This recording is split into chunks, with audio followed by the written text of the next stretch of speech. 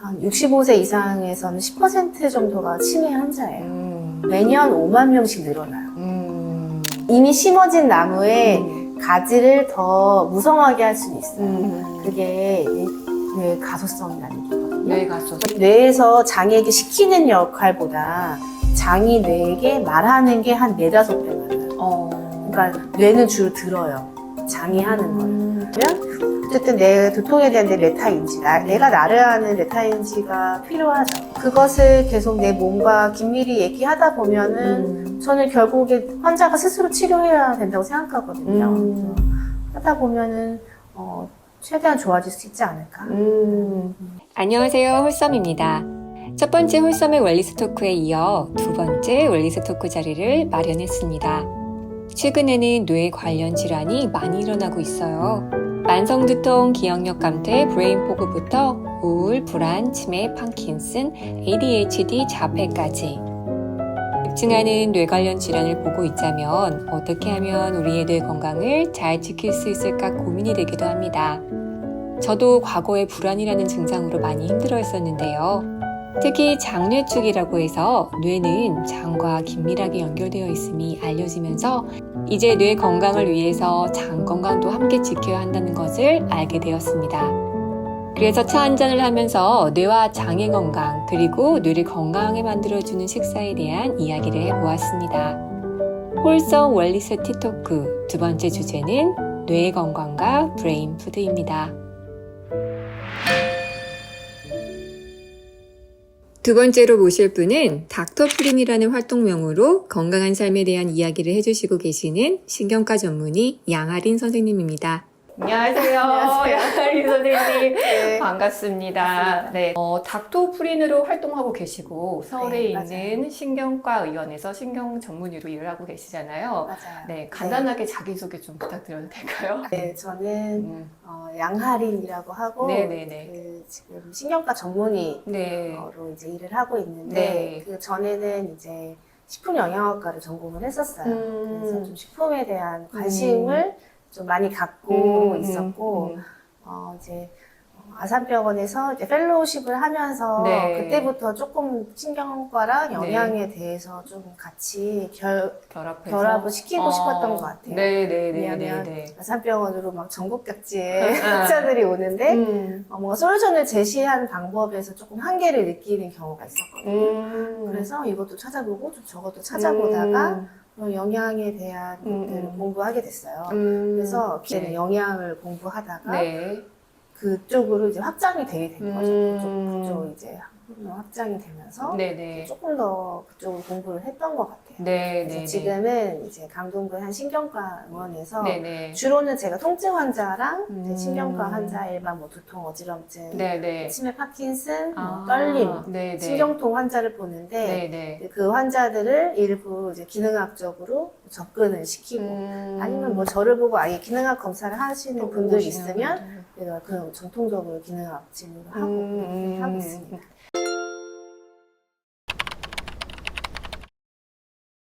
요즘에는 진짜 뇌 관련 질환이 진짜 많은 것 같아요. 진짜 많아요. 네.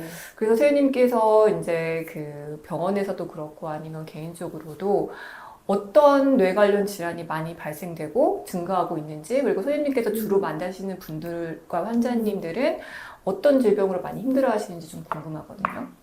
그 2023년 치매 현황 보고를 보면은 한 65세 이상에서는 10% 정도가 치매 환자예요. 되게 많죠. 굉장히 많은데 그게 매년 5만 명씩 늘어나요. 물론 노인 인구가 증가하는 것도 있겠지만 네네. 치매 환자, 파킨슨 환자는 확실히 폭증했어요. 제가 진료실에서는 정말 젊은 사람의 인지기능 저하, 인지기능 저하. 기억이 안 나요. 자꾸 잃어버려요. 아니면 자꾸 이름이 생각이 안 나요. 너무 흔하고요. 너무 흔하고 뭐 브레인 포그. 20대도 있어요. 20대도 오거든요. 네네네. 예를 들면 어떠한 강력한 스트레스나 감염 이후로 브레인 포그가 시작되는데 그게 호전되지 않아서 오는 그 혈압이나 맥박, 그 다음에 체온 조절에 어려움을 느끼는 자율신경 문제 있는 사람들도 정말 많아요. 그래서 우리가 뭐 제가 이제 체온, 뭐 맥박 이런 네. 얘기를 했지만 그 자율신경이 갖고 있는 다양한 역할들이 있거든요. 네, 네. 근데 어쨌든 그런 전반적인 그런 자율신경과 그런 두뇌 회전의 그런 문제를 가진 네. 젊은 사람들을 정말 많이 만나고 있어요.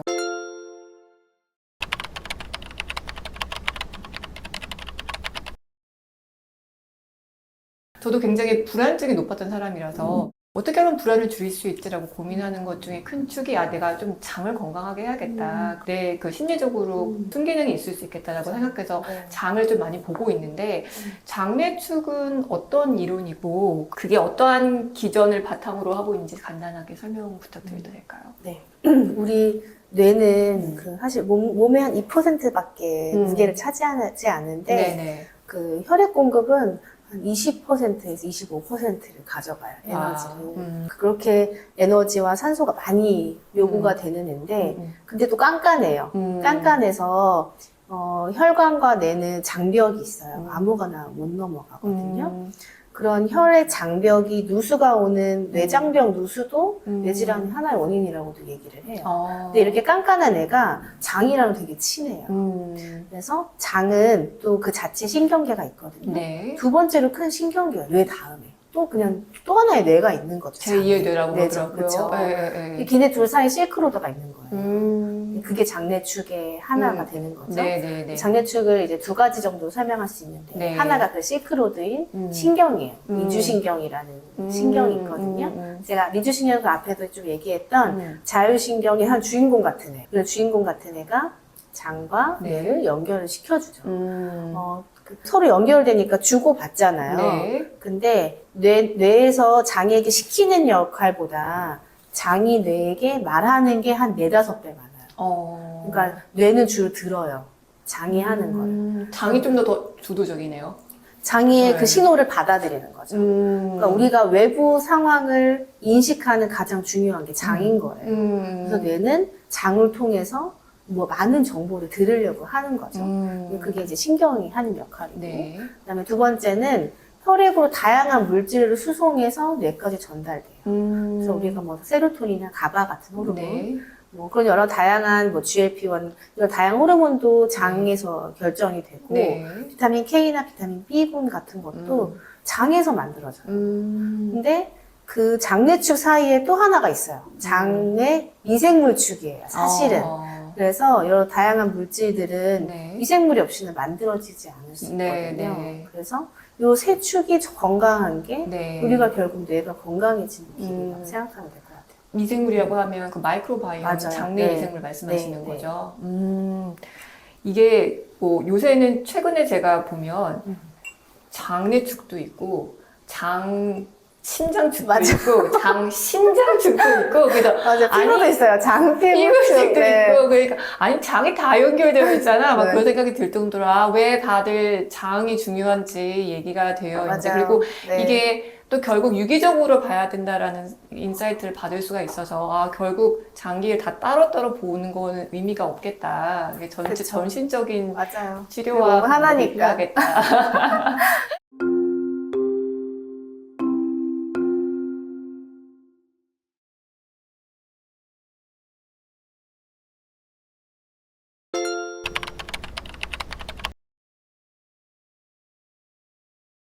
채소도 우리가 잘 못 받아들일 수 있는 장 환경이 있어요. 저는 제가 궁극적으로 생각하는 이상적인 장 환경은 어떤 고기를 먹어도 잘 소화할 수 있는 튼튼한 위가 있어야 되고 어떠한 식이섬유나 야채 폴리페놀을 먹어도 잘 받아들일 수 있는 튼튼한 장이 있어야 된다고 생각해요. 그리고 플러스 거기에 정말 다양하게 다양한 정글을 이루는 유산균, 마이크로바이옴이 있는 게 제일 좋은 환경이라고 생각하거든요. 네. 우리가 누구나 생각하는 좋은 식단이 나에게 안 맞을 수 있다. 그리고 누군가에게는 그런 약간의 그런 균 상태가 안 좋거나 장 증후군이 있거나 이런 분들에게는 저포드맵 식사가 필요할 수도 있는 거예요. 이게 올리고당, 단당류, 이당류 같은 것들이 들어왔을 때 부글부글 거리거나 그러면은 그게 일시적으로 필요할 수도 있고, 어떤 분은 이제 과민 반응이 좀 너무 심해서 어떤 특정 음식에 항체가 생기신 분들은 제거 식단이 또 일정 식단 필요할 수도 있죠. 네네. 그걸 평생 하라는 얘기는 또 아니고, 네네. 우리가 말하는 이 음식이 좋대, 이 음식이 안 좋대, 뭐 누군가에게는 그럴 수 있지만 나에게는 아닐 수 있고, 내가 예전에 그랬지만 지금은 아닐 수 있는 거예요. 그래서 우리 식단이 참 어렵다. 그러네요. 하지만 궁극적으로는 내가 위와 장이 정말 건강하다면 내가 균이 조금 오염된 음식, 그다음에 밀가루 좀 먹고, 그다음에 내가 항생제 좀 먹어도 그걸 다 이겨낼 수 있어야겠죠. 그렇죠. 건강해지면. 네. 네. 그래서 궁극적으로 그것을 향해 가되 네네. 나에게는 혹은 올해 나에게는 맞는 음식이 다를 수 있다라는 생각을 갖고 있어야 돼요.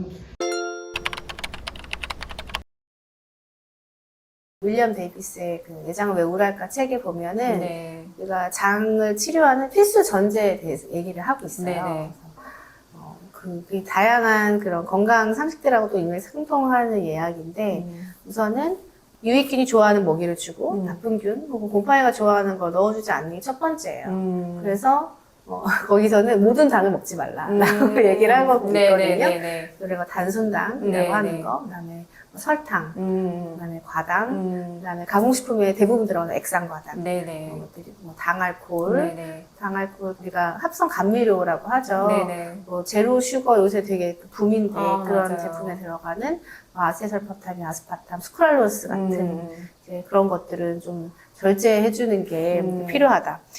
그리고 우리가 농약이나 어떤 제초제 같은 걸로 키운 여러 식품들이 되게 많죠. 네. 유기농이라고 안 하면 그 대부분 다 그렇게 키운 것들이거든요. 네네네. 그런 키운 것들이 우리 당장 몸에는 괜찮다라고 이렇게 복원은 되어 있지만 이게 그 제초제의 그 원래 본분이 균과 미생물을 죽이는 거였으니까 몸 자체는 괜찮을지 몰라도 우리 몸에 살고 있는 미생물에게는 지효겠죠. 그렇죠.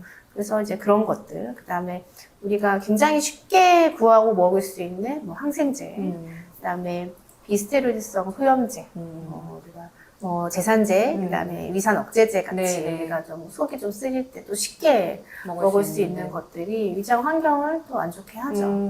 그래서 이런 것들을 습관을 조금 베이스로 내가 해야 될 때 그때부터 우리가 설명할 수 있을 것 같아요. 장에 대한 건강. 네네. 그래서 그런 것들을 지켜나가는 게 네네. 우선은 제일 첫 번째 첫걸음이다. 네네네네. 정제탄소. 그것만으로도 치료되는 사람 분명히 많을 거예요. 아, 그렇구나. 그럼 그렇게 하고 나서도 안 된 분은 또 어떤 치료를 또 해야 될까요? 물론 뭐 그리고 나서 정말 내가 어떤 치료를 해도 안 되고 뭐 자가 면역력도 심하고 피부 질환이 심하고 장이 정말 안 좋으신 분들은 전문가와 같이 해도 쉽지 않다. 네. 장 치료 되게 쉽지 않은 네네. 긴 여정이다라는 네네. 건 아시고 네네. 그런 전문가와 기능학 전문병원이랑 상담을 하셔야겠지만 네네. 뭐요 그 정도까지는 아닌 네. 것 같지만 네네. 내가 그냥 일반적으로 생활 습관을 개선해도 내가 좀 크게 좀 뭔가 갈망이 있다면 그런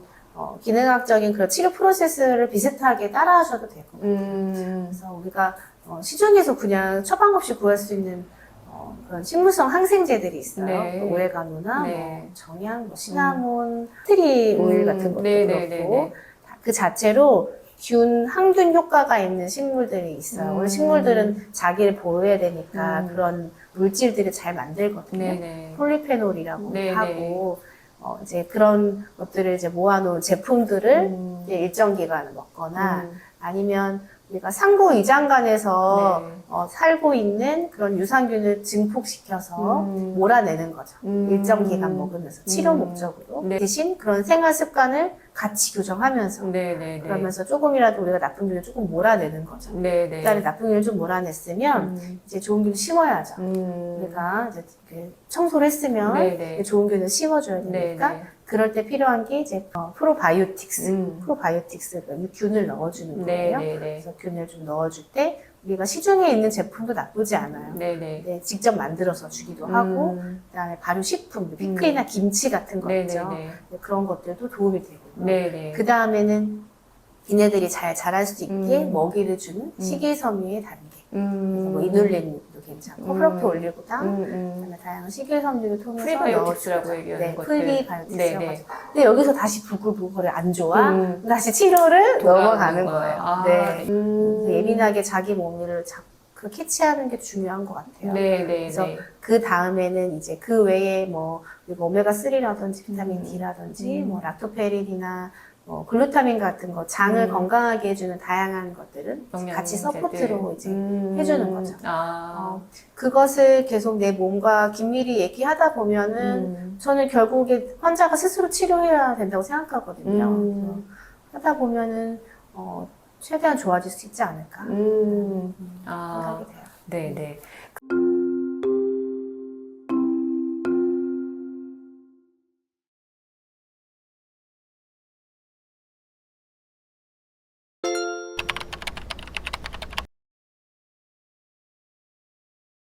우선은 제가 그 얘기를 하기 전에 뇌에 대해 좀 얘기를 좀 해볼게요. 네네. 환자들한테 제가 어떻게 얘기를 하냐면 뇌세포는 뇌에 심겨진 나무 같다고 얘기를 해요. 나무를 더 심을 수는 없어요.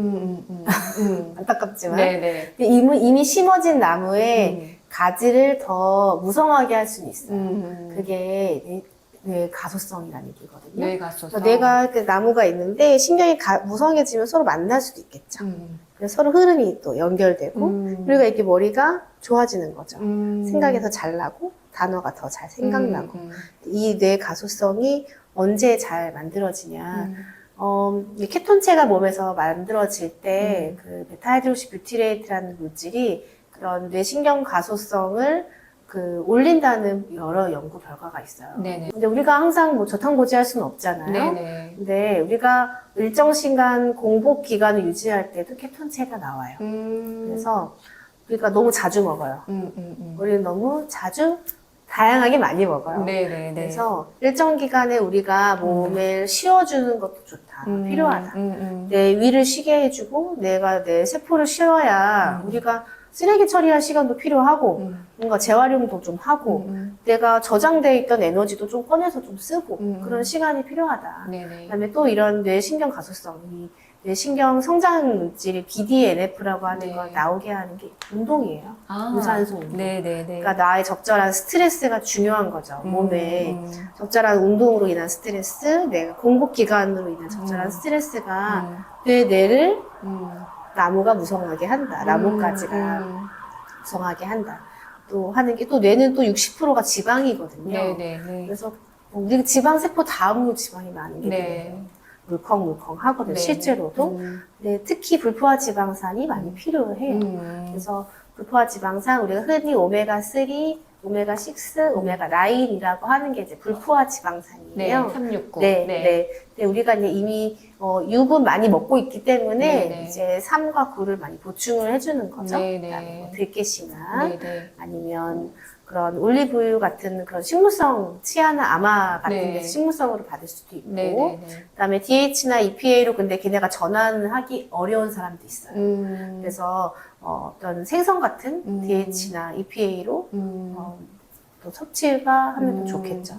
그다음에 우리의 그런 다양한 뇌를 또 잘 돌아가게 하는 뭐 세로토닌, 도파민, 네. 이런 뭐 에피네프린 이런 애들이 결국 아미노산으로부터 이렇게 합성이 되거든요. 네네네. 근데 그 아미노산 다 장내 세균이 또 만들어줘요. 근데 재료가 없으면 얘도 못 만들어. 그래서 우리 몸에 양질 단백질을 넣어주는 게 필요하다.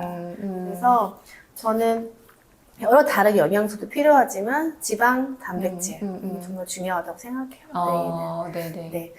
건강한 지방, 단백질 먹는 거가 뇌 건강에 중요하긴 맞아요. 하겠네요. 네.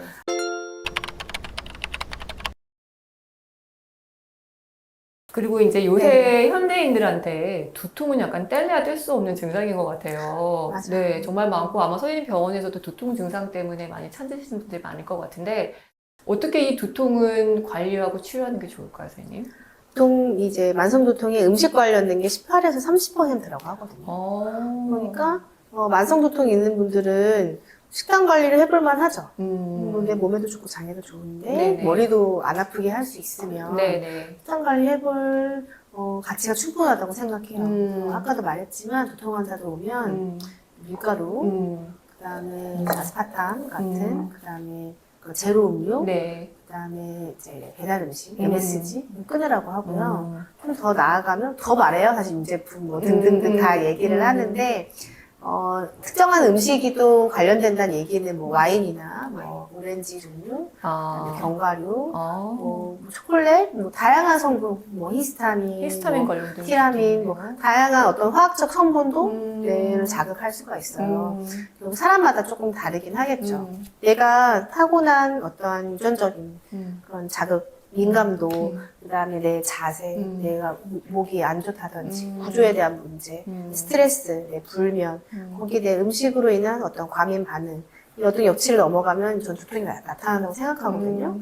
그럼 내가 그 두통 역치의 그 버든 하나만 줄여도 안 나타날 수 있는 거죠. 그래서 두통 일기를 쓰라고요. 맨날 있는 분들은 일기를 써도 상관이 없겠죠. 아니면 뭐 내 생리나 배란 때만 아프다면 그 호르몬 때문이니까 그러면은 뭐 필요 없을 수도 있겠지만 하루에 한 달에 한 3-4번, 2-3번 이렇게 나타나시는 분들은 뭔가 관련돼 있을 수 있는 범인이 있을 수 있는 거예요. 원인을 찾아야 네, 그러면 어쨌든 내 두통에 대한 내 메타인지, 내가 나를 아는 메타인지가 필요하죠. 제가 초등학교, 중학교, 고등학교 친구들 오면 그 얘기 되게 많이 합니다. 네가 너를 알아야 된다. 너를 알아라. 네 두통이 왜 나타나는지 잘 생각해봐라. 두통 일기를 쓰라는 게 거창한 건 아니고요.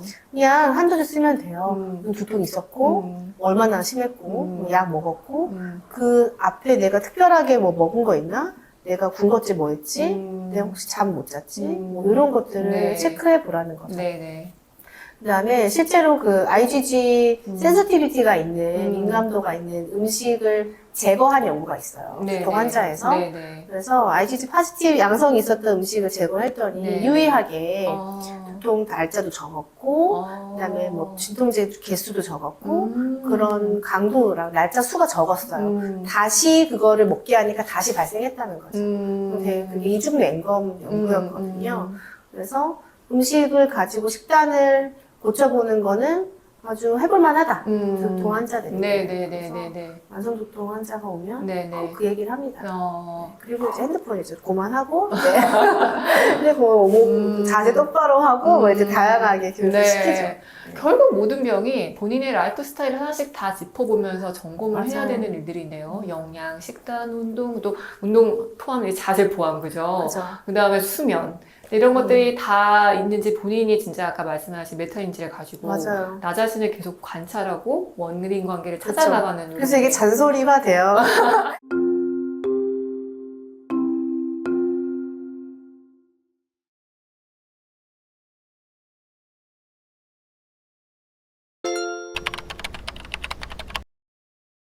근데 홀사님께서 그런 여러 본인의 철학을 가지고 그런 예쁘고 맛있는 음식을 전달할 때 그런 다양한 홀 건강에 대한 부분을 같이 웰니스에 대한 부분을 전달하시는 게 정말 좋더라고요. 그래서 결국엔 병원에서 의사가 하는 말이 그때는 내가 굉장히 충격적이고 내가 저렇게 살아야지 할 수 있겠지만 또 시간이 지나면 또 다시 까먹고 우리가 일상으로 복귀되거든요. 근데 그게 아니라 내 일상에서 그거를 실천하는 것 중에 가장 좋은 게 집밥을 통해서 그렇게 실천하면 나뿐만 아니라 주방의 주도권을 갖고 있는 사람이 변한다면 그 구성원들도 그렇죠. 따라서 혜택을 변할 보는 것 같아요. 그러면서 음식뿐만 아니라 거기에 따른 그 정신이 있죠. 스피릿까지 같이 또 전달되니까 저는 좀 궁극적인 그런 건강한 모습의 실천이 아닐까 싶습니다. 닥터 프린 선생님과 함께한 티토크에서 뇌와 장 건강에 대한 이야기 잘 들으셨나요? 그냥 이야기에서만 끝나면 실제 부엌에서 활용하기 어려울 수 있죠. 그래서 닥터 프린 선생님께서 말씀하신 뇌를 아프게 하는 재료는 제외하고 또 건강한 뇌와 장을 만들 수 있는 식재료로 제가 요리 메뉴를 한번 만들어 보겠습니다. 홀썸의 브레인 푸드 레시피입니다. 첫 번째는 카카오 치아씨드 푸딩입니다. 치아씨드는 알파 리놀렌산이라는 식물성 오메가3가 풍부하죠. 카카오 파우더의 플라보노이드는 강력한 항산화 물질입니다. 베리류도 항산화에 좋은 폴리페놀 함량이 높습니다. 이들의 식이섬유는 장내 미생물에 좋은 먹이가 되기도 하죠. 그래서 둘의 조합은 장 건강에도 좋을 뿐 아니라 훌륭한 브레인푸드가 될 수 있어요. 불을 쓰지 않아도 만들 수 있어 정말 간단합니다. 치아씨드 2큰술 정도 준비합니다. 총 30ml 정도가 될 거예요. 아몬드 우유 반컵을 준비합니다. 두유나 오트 우유도 괜찮아요. 이렇게 둘을 섞다가 카카오 파우더 1큰술을 넣어 잘 저어주세요.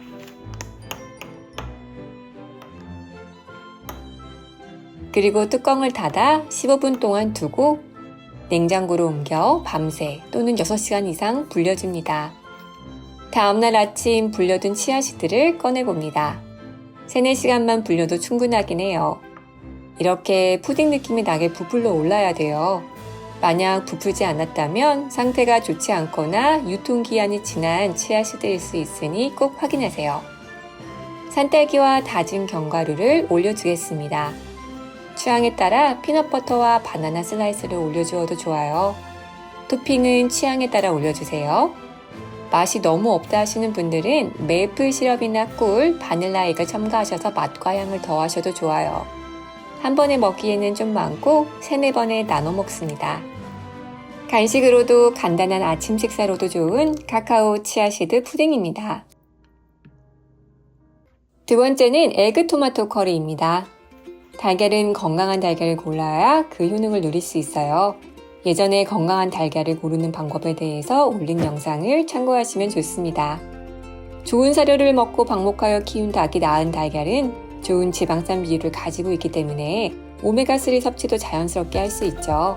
게다가 강황에 있는 커큐민 성분은 모든 허브 중에 항산화 지수가 제일 높은 편이고 장내 미생물에 좋은 먹이가 됩니다.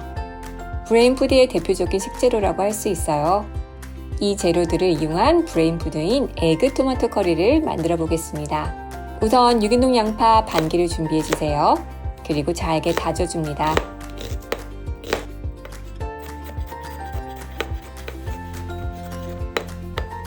예열된 팬에 엑스트라 버진 올리브 오일을 두르고 다진 양파를 볶아주세요. 양파가 투명해지면 다진 마늘 반 큰술도 넣어 같이 볶습니다. 유기농 완숙 토마토 2개도 깍둑 썰기해서 넣어주세요. 양파, 마늘을 잘 섞이도록 볶다가 뚜껑을 닫고 중불에 뭉근히 끓입니다. 강황이 있는 커리 파우더 1큰술도 같이 넣어주세요.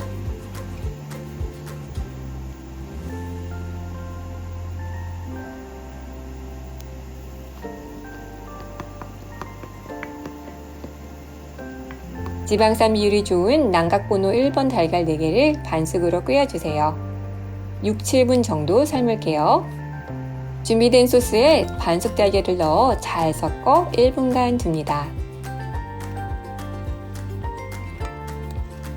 그리고 달걀을 반으로 잘라주세요. 달걀이 너무 알맞게 잘 익었습니다.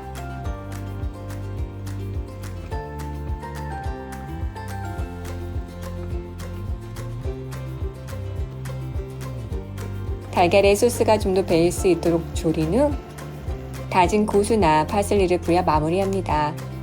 고수가 없어서 전 건조 파슬리를 뿌렸는데 고수가 없어서 아쉽네요. 전 그냥 먹기도 하고 컬리플라워 라이스나 밥 소량과 함께 즐기곤 한답니다. 마지막 브레인푸드 메뉴는 아보카도 바질 후무스입니다. 과거 영상에도 소개드렸던 메뉴인데요. 병아리콩은 트립토판이 풍부한 식재료이고 아보카도와 올리브 오일은 오메가3를 포함한 몸에 좋은 지방의 훌륭한 지방원이죠.